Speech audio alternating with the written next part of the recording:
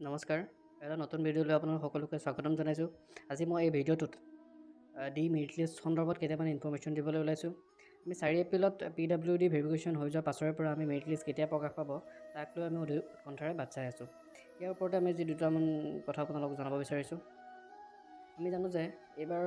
D requirement প্ৰচেছটো আগৰ তুলনাত বহু পৰিমাণে সলনি হৈছে আগতে এপ্লাইৰ পিছত ডাইৰেক্ট আপোনাৰ ফাইনেল মেৰিট লিষ্ট পাব্লিছ কৰে তাৰপিছত লিষ্ট ৱাইজ ডকুমেণ্ট ভেৰিফিকেশ্যন কৰে যাৰ ফলত 7টা বা 8টা পৰ্যন্ত লিষ্ট প্ৰকাশ পায় ফলত ৰিকুৱাৰমেণ্ট প্ৰচেছটো লেহেমীয়া হোৱা দেখা যায় কিন্তু এইবাৰ এপ্লাই পিছতেই এটা ৰেচিঅ'ত ফাৰ্ষ্ট প্ৰিফাৰেঞ্চৰ ভিত্তিত অলৰেডি আপোনাৰ ডকুমেণ্ট ভেৰিফিকেশ্যন হৈ গৈছে লগতে ডিষ্ট্ৰিক্ট প্ৰিফাৰেঞ্চৰ প্ৰক্ৰিয়াটো ইতিমধ্যে হৈ গৈছে সেয়েহে ইয়াৰ পৰা এটা কথা স্পষ্ট যে এইবাৰ একাধিক মেৰিট লিষ্ট ওলোৱাৰ সলনি অতি বেছি এখন বা দুখন মেৰিট লিষ্টেই প্ৰকাশ পাব এতিয়া কথাটো হ'ল লিষ্ট কেতিয়া প্ৰকাশ পাব যেহেতু আপোনালোকে ইতিমধ্যে জানিব পাৰিছেই যে অহা 10 মে'ত অসম চৰকাৰৰ বৰ্ষপূৰ্তিৰ দিনা শিক্ষা বিভাগৰ লগতে বাকী বহু বিভাগৰ একাংশ পদবীত নিযুক্তি দিয়া হ'ব মুখ্যমন্ত্ৰীৰ ভাষ্য অনুসৰি মে' মাহৰ 6 তাৰিখে লিষ্ট অহাটো খাটাং এইবাৰ যিহেতু ডকুমেণ্ট ভেৰিফিকেশ্যন প্ৰক্ৰিয়াটো আগৰ তুলনাত বহু পৰিমাণে ষ্ট্ৰিক্ট হৈছে সেয়ে অসমৰ বাহিৰৰ পৰা BEd কৰা বহু কেণ্ডিডেটৰ বেক অফিচ ভেৰিফিকেশ্যন কৰা হৈছে যিহেতু বেক অফিচ ভেৰিফিকেশ্যনত